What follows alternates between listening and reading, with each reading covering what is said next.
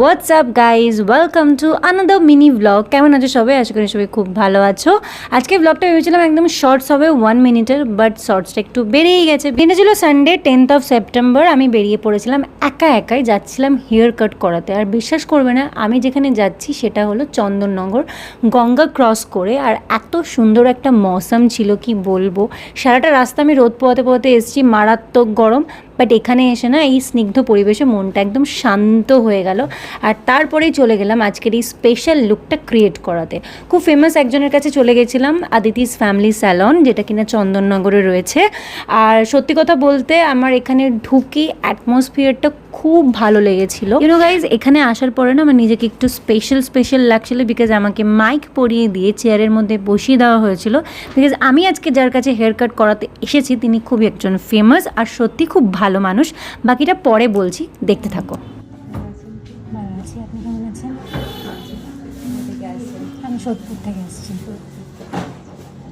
Cutting হবে completely আপনার উপর ডিপেন্ড করছে। একটু বাউন্সি চাই, দ্যাটস ইট।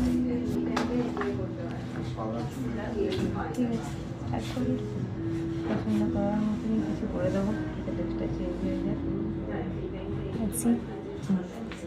সত্যি কথা বলতে আমি আজকের এই অ্যাপয়েন্টমেন্টটা পাবো এক্সপেক্টই করিনি। জাস্ট দুদিন আগে আমি অ্যাপয়েন্টমেন্ট নিয়েছি আর সানডে আমি পেয়ে গেছি booking. Thank you so much. আর সত্যি কথা বলতে এখানে আসার পরে আমার নিজেকে একটু সেলিব্রিটি তো লাগছিলই। আর তার সাথে সাথে ম্যামের সাথে কথা বলে, মানে অদিতি ম্যামের সাথে কথা বলে খুব ভালো লেগেছে। খুব ফ্রেন্ডলি বিহেভিয়ার, ইভেন ইফ প্রত্যেকটা স্টাফ এখানে খুব ভালো, সবাই খুব কোঅপারেটিভ। আর সবার সাথে হেসে গল্প করে আমি কাজটা করাচ্ছিলাম, তো বেশ ভালো লাগছিল।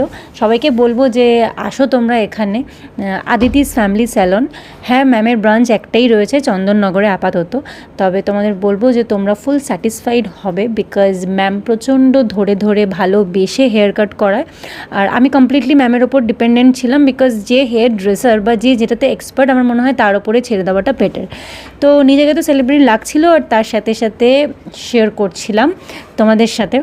চলো, হেয়ার কাট অলমোস্ট শেষের দিকে।